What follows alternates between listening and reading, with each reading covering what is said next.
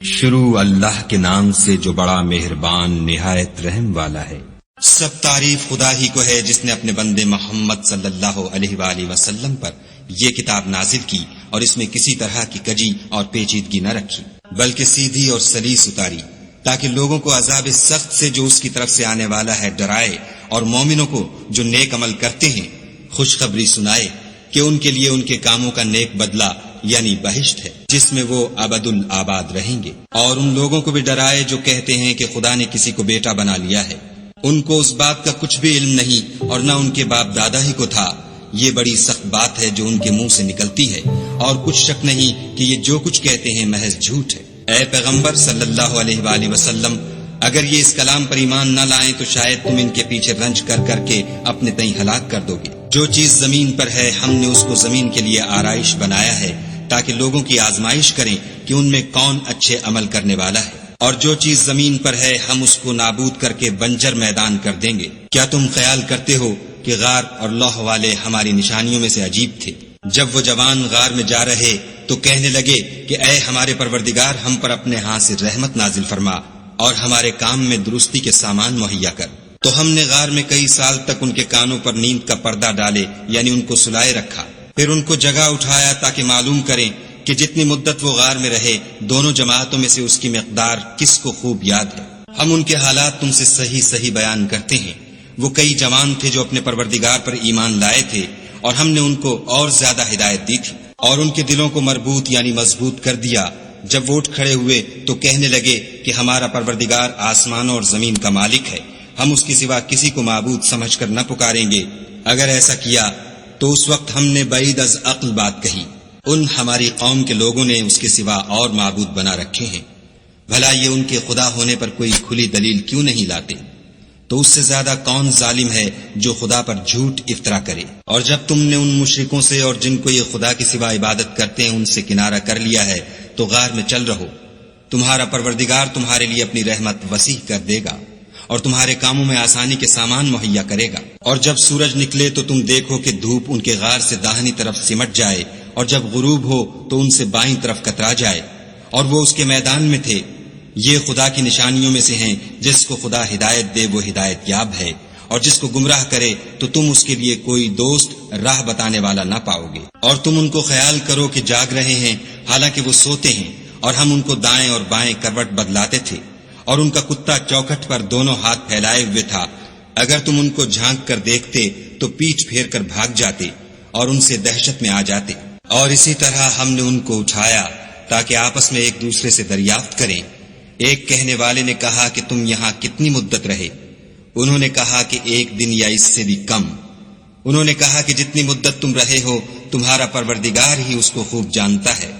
تو اپنے میں سے کسی کو یہ روپیہ دے کر شہر کو بھیجو، وہ دیکھے کہ نفیس کھانا کون سا ہے تو اس میں سے کھانا لے آئے، اور آہستہ آہستہ آئے جائے، اور تمہارا حال کسی کو نہ بتائے۔ اگر وہ تم پر دسترس پالیں گے تو تمہیں سنگسار کر دیں گے یا پھر اپنے مذہب میں داخل کر لیں گے، اور اس وقت تم کبھی فلاح نہیں پاؤ گے۔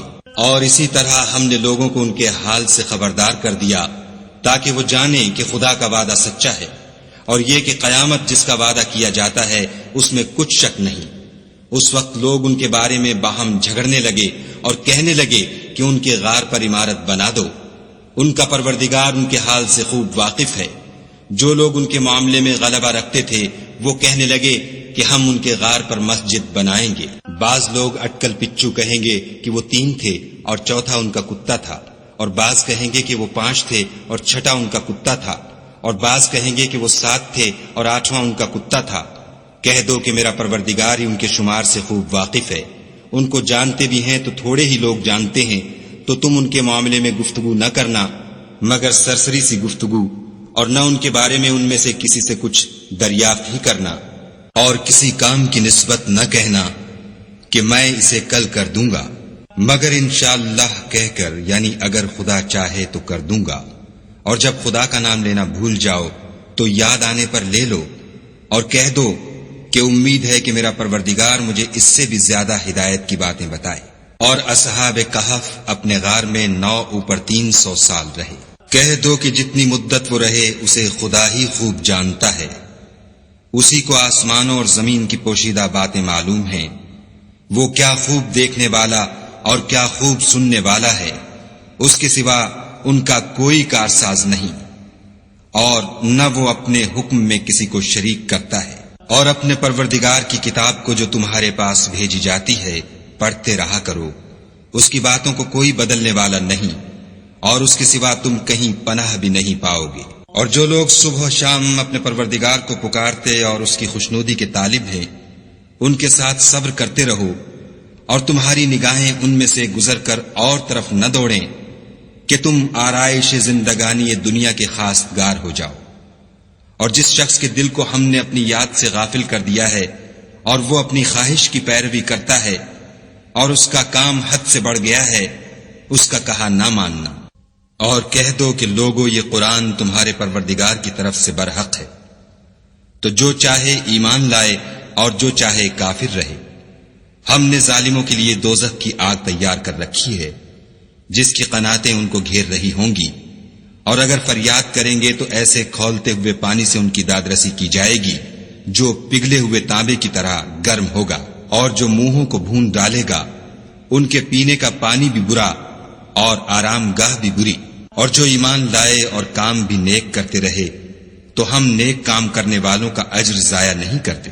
ایسے لوگوں کے لیے ہمیشہ رہنے کے باغ ہیں جن میں ان کے محلوں کے نیچے نہریں بہ رہی ہیں، ان کو وہاں سونے کے کنگن پہنائے جائیں گے، اور وہ باریک دیبا اور اطلس کے سبز کپڑے پہنا کریں گے، اور تختوں پر تکیے لگا کر بیٹھا کریں گے۔ کیا خوب بدلہ اور کیا خوب آرام گاہ ہے۔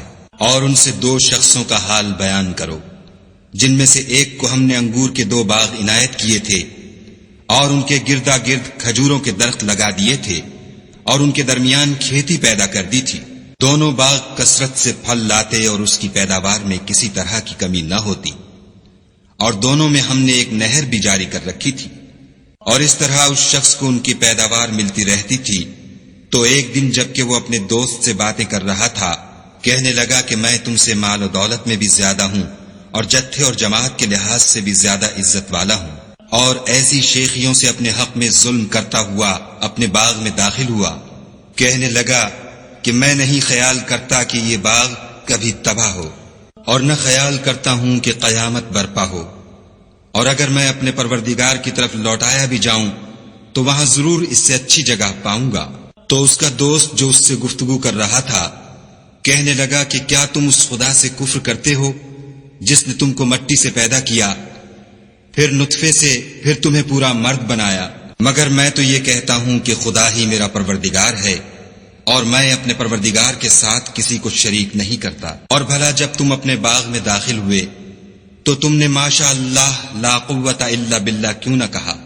اگر تم مجھے مال و اولاد میں اپنے سے کم تر دیکھتے ہو تو عجب نہیں کہ میرا پروردگار مجھے تمہارے باغ سے بہتر عطا فرمائے، اور اس تمہارے باغ پر آسمان سے آفت بھیج دے تو وہ صاف میدان ہو جائے، یا اس کی نہر کا پانی گہرا ہو جائے تو پھر تم اسے نہ لا سکو، اور اس کے میووں کو عذاب نے آ گھیرا اور وہ اپنی چھتریوں پر گر کر رہ گیا، تو جو مال اس نے اس پر خرچ کیا تھا اس پر حسرت سے ہاتھ ملنے لگا اور کہنے لگا کہ کاش میں اپنے پروردگار کے ساتھ کسی کو شریک نہ بناتا۔ اس وقت خدا کے سوا کوئی جماعت اس کی مددگار نہ ہوئی اور نہ وہ بدلہ لے سکا۔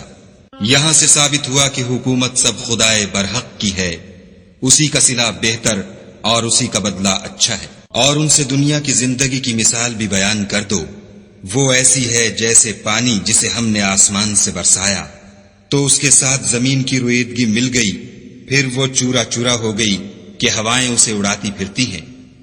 اور خدا تو ہر چیز پر قدرت رکھتا ہے۔ مال اور بیٹے تو دنیا کی زندگی کی رونق و زینت ہیں، اور نیکیاں جو باقی رہنے والی ہیں وہ ثواب کے لحاظ سے تمہارے پروردگار کے ہاں بہت اچھی اور امید کے لحاظ سے بہت بہتر ہیں۔ اور جس دن ہم پہاڑوں کو چلائیں گے اور تم زمین کو صاف میدان دیکھو گے اور ان لوگوں کو ہم جمع کر لیں گے تو ان میں سے کسی کو بھی نہیں چھوڑیں گے، اور سب تمہارے پروردگار کے سامنے صف باندھ کر لائے جائیں گے۔ تو ہم ان سے کہیں گے کہ جس طرح ہم نے تم کو پہلی بار پیدا کیا تھا اسی طرح آج تم ہمارے سامنے آئے، لیکن تم نے تو یہ خیال کر رکھا تھا کہ ہم نے تمہارے لیے قیامت کا کوئی وقت مقرر ہی نہیں کیا۔ اور عملوں کی کتاب کھول کر رکھی جائے گی تو تم گناہگاروں کو دیکھو گے کہ جو کچھ اس میں لکھا ہوگا اس سے ڈر رہے ہوں گے، اور کہیں گے ہائے شامت، یہ کیسی کتاب ہے کہ نہ چھوٹی بات کو چھوڑتی ہے نہ بڑی کو، کوئی بات بھی نہیں مگر اسے لکھ رکھا ہے، اور جو عمل کیے ہوں گے سب کو حاضر پائیں گے، اور تمہارا پروردگار کسی پر ظلم نہیں کرے گا۔ اور جب ہم نے فرشتوں کو حکم دیا کہ آدم کو سجدہ کرو تو سب نے سجدہ کیا مگر ابلیس نے نہ کیا، وہ جنات میں سے تھا تو اپنے پروردگار کے حکم سے باہر ہو گیا۔ کیا تم اس کو اور اس کی اولاد کو میرے سوا دوست بناتے ہو، حالانکہ وہ تمہارے دشمن ہیں، اور شیطان کی دوستی ظالموں کے لیے خدا کی دوستی کا برا بدل ہے۔ میں نے ان کو نہ تو آسمانوں اور زمین کے پیدا کرنے کے وقت بلایا تھا اور نہ خود ان کے پیدا کرنے کے وقت، اور میں ایسا نہ تھا کہ گمراہ کرنے والوں کو مددگار بناتا۔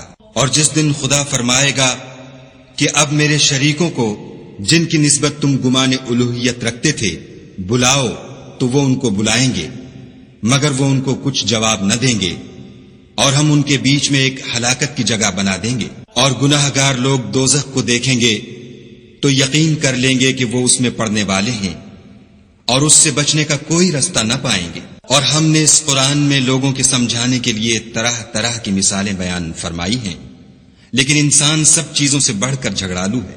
اور لوگوں کے پاس جب ہدایت آ گئی تو ان کو کس چیز نے منع کیا کہ ایمان لائیں اور اپنے پروردگار سے بخشش مانگیں، بجز اس کے کہ اس بات کے منتظر ہوں کہ انہیں بھی پہلوں کا سا معاملہ پیش آئے یا ان پر عذاب سامنے موجود ہو۔ اور ہم جو پیغمبروں کو بھیجا کرتے ہیں تو صرف اس لیے کہ لوگوں کو خدا کی نعمتوں کی خوشخبریاں سنائیں اور عذاب سے ڈرائیں، اور جو کافر ہیں وہ باطل کی سند سے جھگڑا کرتے ہیں تاکہ اس سے حق کو پھسلا دیں، اور انہوں نے ہماری آیتوں کو اور جس چیز سے ان کو ڈرایا جاتا ہے ہنسی بنا لیا۔ اور اس سے ظالم کون جس کو اس کے پروردگار کے کلام سے سمجھایا گیا تو اس نے اس سے منہ پھیر لیا، اور جو اعمال وہ آگے کر چکا اس کو بھول گیا۔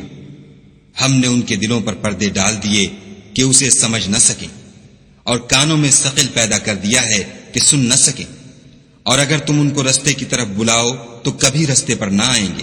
اور تمہارا پروردگار بخشنے والا صاحب رحمت ہے، اگر وہ ان کے کرتوتوں پر ان کو پکڑنے لگے تو ان پر جھٹ عذاب بھیج دے، مگر ان کے لیے ایک وقت مقرر کر رکھا ہے کہ اس کے عذاب سے کوئی پناہ کی جگہ نہ پائیں گے۔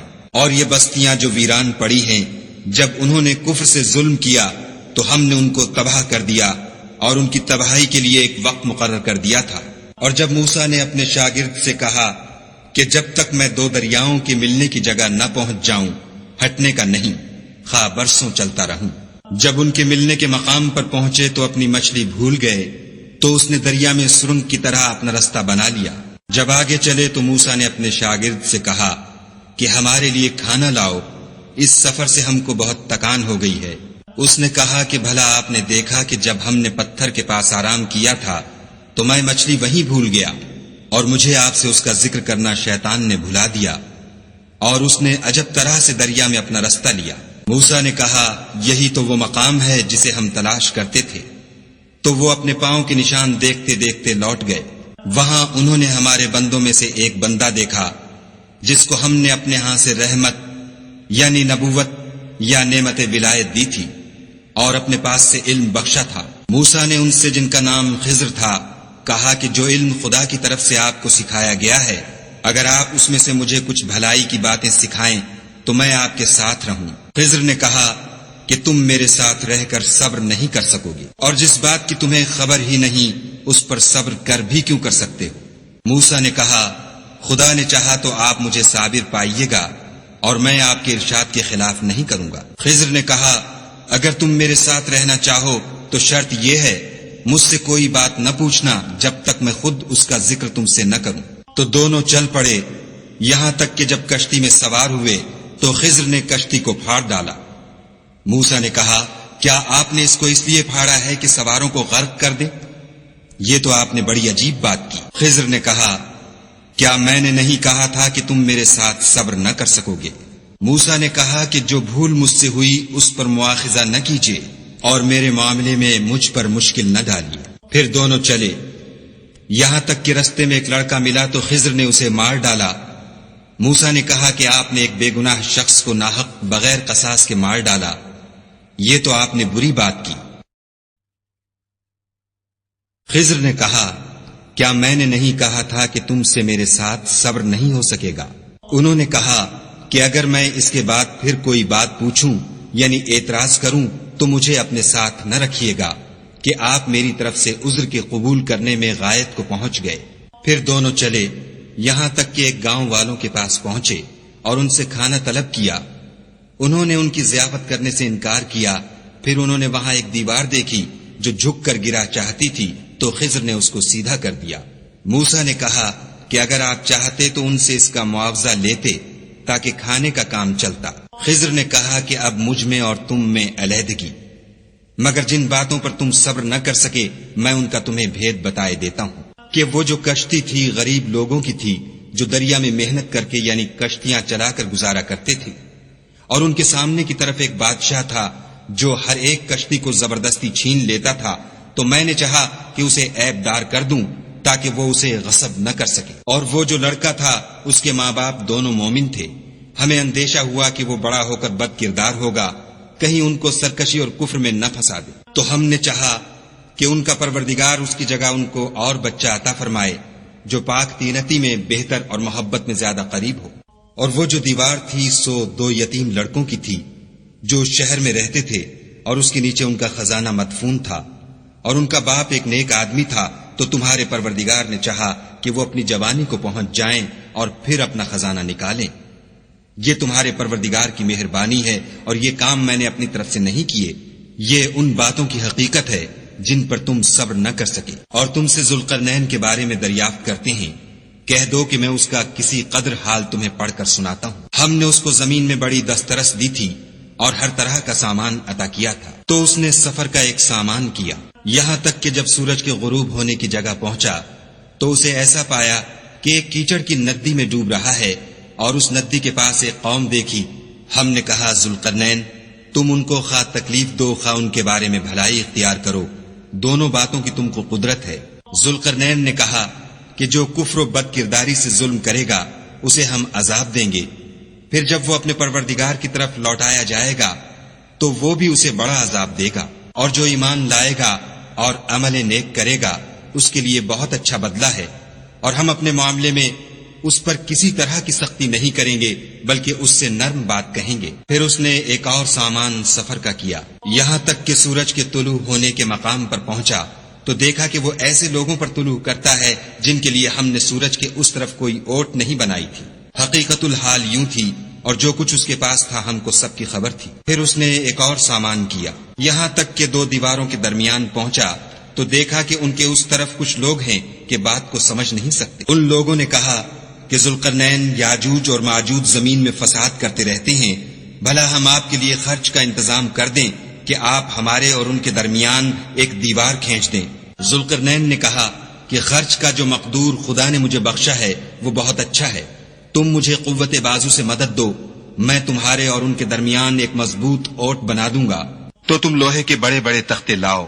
چنانچہ کام جاری کر دیا گیا، یہاں تک کہ جب اس نے دونوں پہاڑوں کے درمیان کا حصہ برابر کر دیا اور کہا کہ اب اسے دھونکو، یہاں تک کہ جب اس کو دھونک دھونک کر آگ کر دیا تو کہا کہ اب میرے پاس تانبا لاؤ کہ اس پر پگھلا کر ڈال دوں۔ پھر ان میں یہ قدرت نہ رہی کہ اس پر چڑھ سکیں اور نہ یہ طاقت رہی کہ اس میں نقب لگا سکیں۔ بولا کہ یہ میرے پروردگار کی مہربانی ہے، جب میرے پروردگار کا وعدہ آ پہنچے گا تو اس کو ڈھا کر ہموار کر دے گا، اور میرے پروردگار کا وعدہ سچا ہے۔ اس روز ہم ان کو چھوڑ دیں گے کہ روئے زمین پر پھیل کر ایک دوسرے میں گھس جائیں گے، اور سور پھونکا جائے گا تو ہم سب کو جمع کر لیں گے، اور اس روز جہنم کو کافروں کے سامنے لائیں گے جن کی آنکھیں میری یاد سے پردے میں تھیں اور وہ سننے کی طاقت نہیں رکھتے تھے۔ کیا کافر یہ خیال کرتے ہیں کہ وہ ہمارے بندوں کو ہمارے سوا اپنا کارساز بنائیں گے؟ تو ہم خفا نہیں ہوں گے، ہم نے ایسے کافروں کے لیے جہنم کی مہمانی تیار کر رکھی ہے۔ کہہ دو کہ ہم تمہیں بتائیں جو عملوں کے لحاظ سے بڑے نقصان میں ہیں، وہ لوگ جن کی صحیح دنیا کی زندگی میں برباد ہو گئی اور وہ یہ سمجھے ہوئے ہیں کہ اچھے کام کر رہے ہیں۔ یہ وہ لوگ ہیں جنہوں نے اپنے پروردگار کی آیتوں اور اس کے سامنے جانے سے انکار کیا، تو ان کے اعمال ضائع ہو گئے، اور ہم قیامت کے دن ان کے لیے کچھ بھی وزن قائم نہیں کریں گے۔ یہ ان کی سزا ہے یعنی جہنم، اس لیے کہ انہوں نے کفر کیا اور ہماری آیتوں اور ہمارے پیغمبروں کی ہنسی اڑائی۔ جو لوگ ایمان لائے اور عمل نیک کیے ان کے لیے بہشت کے باغ مہمانی ہوں گے، ہمیشہ ان میں رہیں گے اور وہاں سے مکان بدلنا نہ چاہیں گے۔ کہہ دو کہ اگر سمندر میرے پروردگار کی باتوں کے لکھنے کے لیے سیاہی ہو تو قبل اس کے کہ میرے پروردگار کی باتیں تمام ہوں سمندر ختم ہو جائے، اگرچہ ہم ویسا ہی اور اس کی مدد کو لائیں۔ کہہ دو کہ میں تمہاری طرح کا ایک بشر ہوں، البتہ میری طرف وہی آتی ہے کہ تمہارا معبود وہی ایک معبود ہے، تو جو شخص اپنے پروردگار سے ملنے کی امید رکھے چاہیے کہ عمل نیک کرے اور اپنے پروردگار کی عبادت میں کسی کو شریک نہ بنائے۔